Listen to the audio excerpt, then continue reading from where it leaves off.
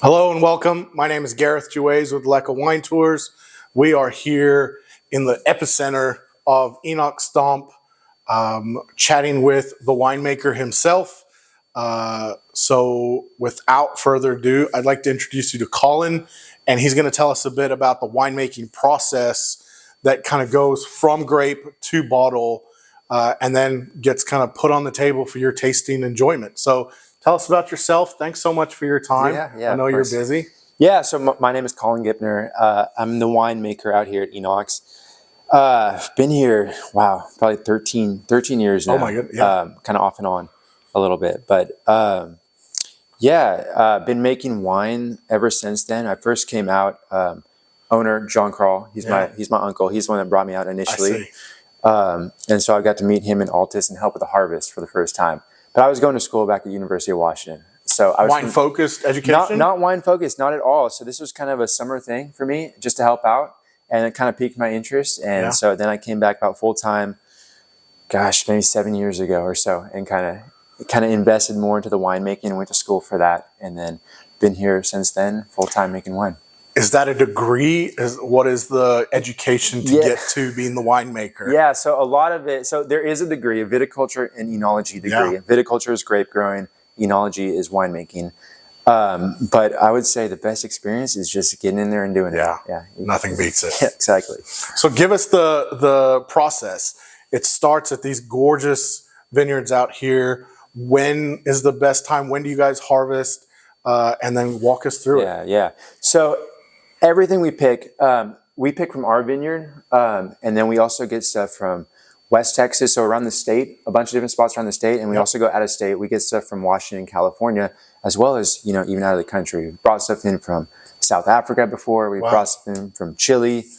So a lot of different grapes come in here. The process is similar for all of them, but a little different because we're trying to think, okay, when we get these grapes in, what's going to be the end result and what's the best way to achieve that? So we get grapes in, they'll go through the crusher, destemmer, first thing. So you get those full grapes in. Some come with stems, some don't. Depends on how people pick them. Yeah. But we'll get rid of those stems. And then red wine, it ferments differently than white wine. So white wine, you get them off those skins immediately. Right. So you press them. So you have this big press that squeezes them against a grate, just gets the juice out, and you send them through. You add yeast to it, takes all that sugar in the grapes, and you make a wine from it. Red wines actually ferment with those skins. So they go into a tank, one of these guys, with the skins, and we're punching them down constantly 3-4 times a day just to get as much color and tannins, anything that we can out of them.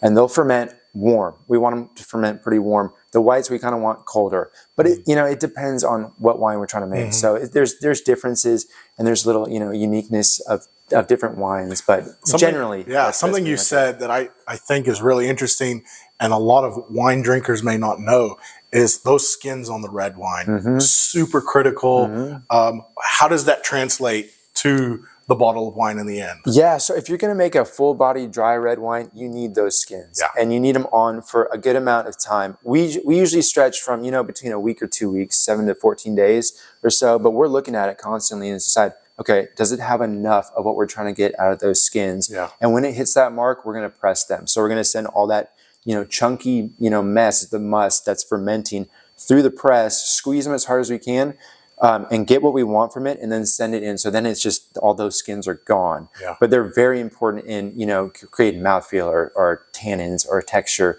and flavors as well. A lot of different flavors come from those skins, so it's pretty cool. That is really interesting. Do those red wines. Okay, so we've got to that point.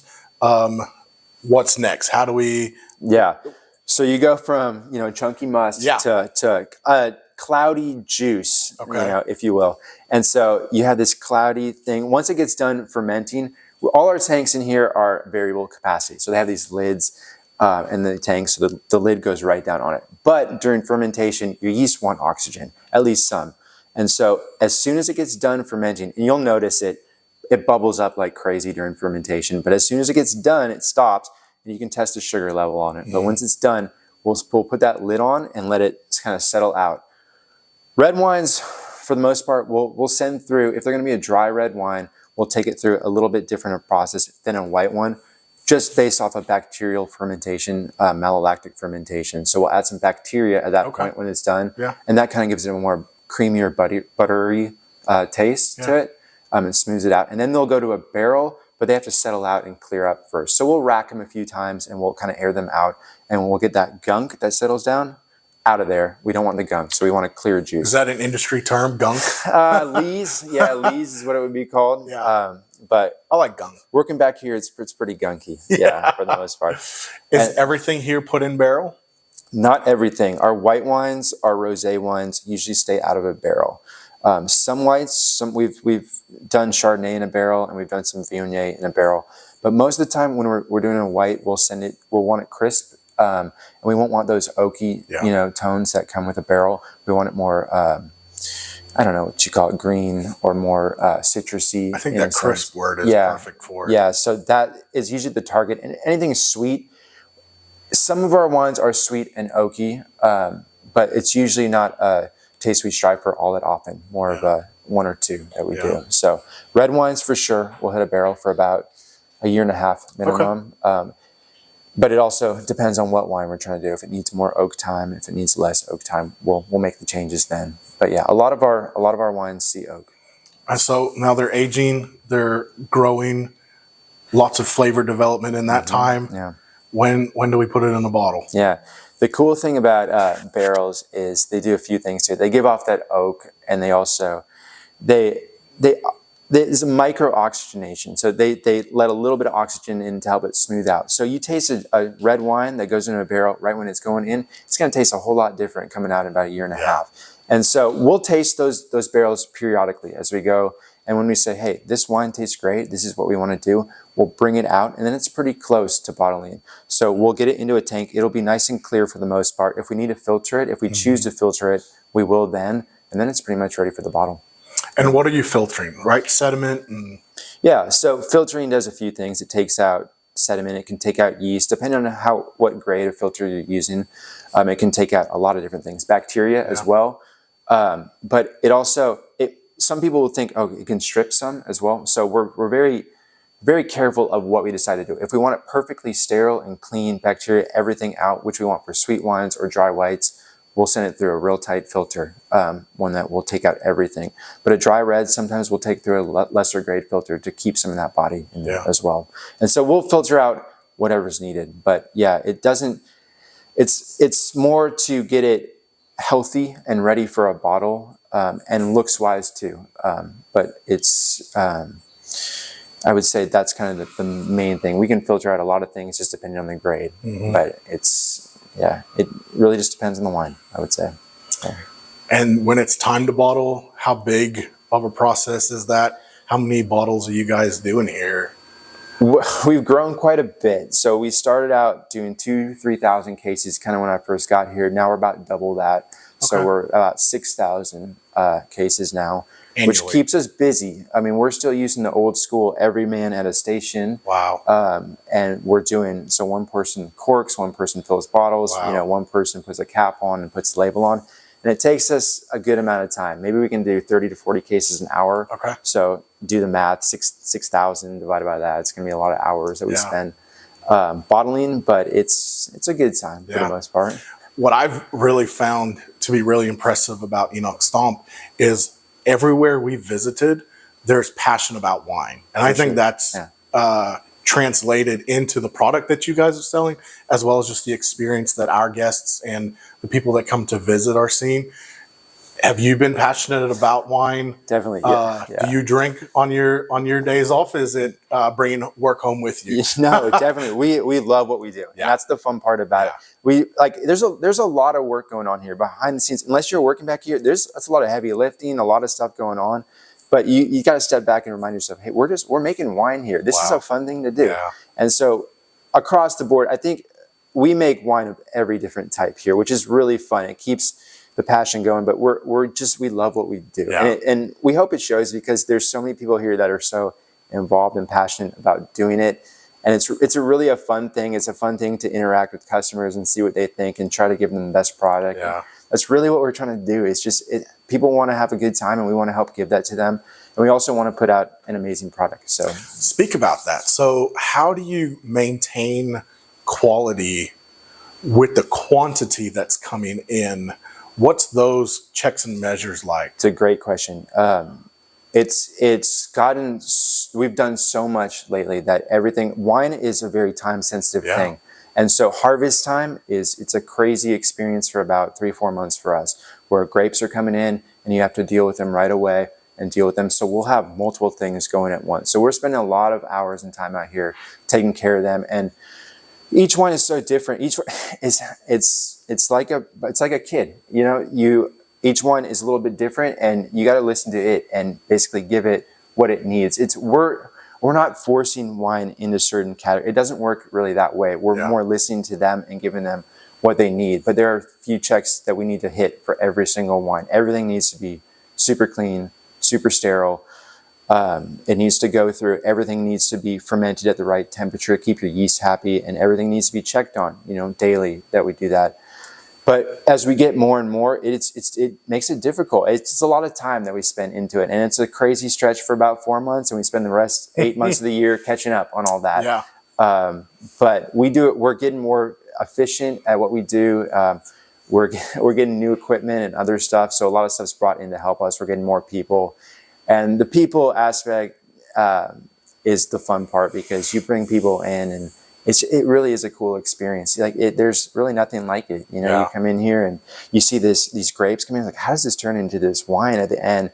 And that whole process that we hit on earlier, there's something new every day. So it's really fun. I kind of feel like we're in this mad scientist lab. Are you getting to experiment with new wines? Are you trying new things out? Yes, yeah. I would say like every day, but every year we're bringing in new stuff. We're trying new stuff, trying to see, hey, what can we do with this? It's kind of one of the things we're all experimenters here, I would say. And so we love to experiment with different wines, different ways of fermenting wine, different ways of aging it, just throughout the board, just different ways of doing stuff. So one of the wines that we have, Tara's bringing us. How are y'all doing? Hello. We actually just bottled an Orange Oasis wine. Would y'all like to have a little sample? I would love some. Thank you. Great. Is this a new one? It's a new one, and it's a different process. So remember I was telling you, white wines ferment differently than red wines. And so an orange wine is a white wine that's being fermented like a red. Yeah. So we leave it on the skins. Not really a common practice for white wine. Yeah. But we wanted to try it and see what's this wine, or what are these grapes going to do fermented like this? Is it going to make a better product than the way we've done it for a few years? So we gave it a shot, and people love it. It's a pretty cool thing, and it's called Orange Oasis from Vineyard Blanc grapes that we've used in the past, and so just as Vineyard Blanc, but this one's a different style, if you will. Of it. Excellent. So well, I'm excited about it. Been fun to if you want to give it a try. Ooh, lots on the nose. Yeah, so we just got this one out recently, probably 6 months ago, 4 months ago.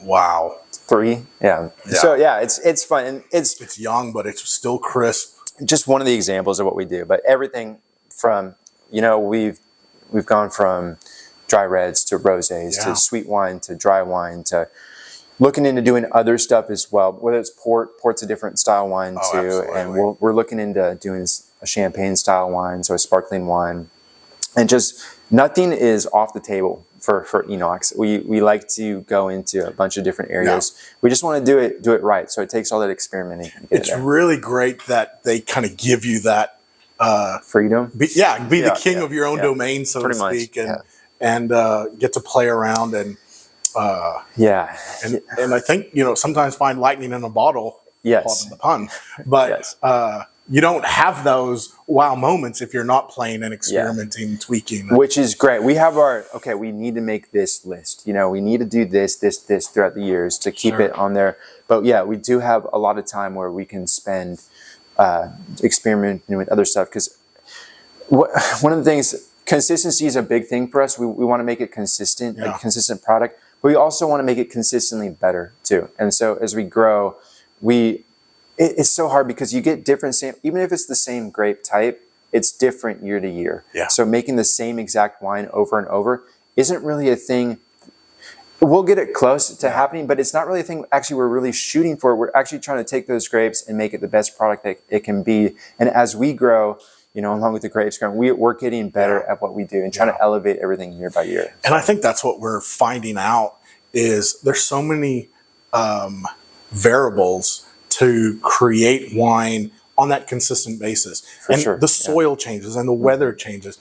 And now knowing that how many of those changes create the different glass of wine is very interesting when you're starting to learn and love wine the way that we all are. It keeps us on our toes too. Because we have to look every day, whether it's picking the grapes or when they start to ripen, we're looking at them and saying, okay, when's the best time to pick this grape for this wine? And when's the best time to do this and that? And so a lot of different variables, but that's what makes it fun, especially in Texas. Texas is not the easiest place to grow grapes.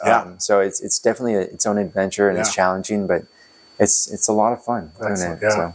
Thank you so much for your time. I really appreciate it. I know that you've been we pulled you away from the middle of your day, and so I appreciate you taking some time. You're welcome. And hopefully our guests get to enjoy the end product of what you're doing back here. Appreciate it. Yeah, thank you. Absolutely. Thanks so much for watching. Like and follow if you're enjoying this content and you want to see more of the wine growing, the vineyards and the wineries that are here in East Texas. Make sure to look at our website, lekkerwine.tours, to get on one of our tours and come taste this amazing wine. Thanks so much.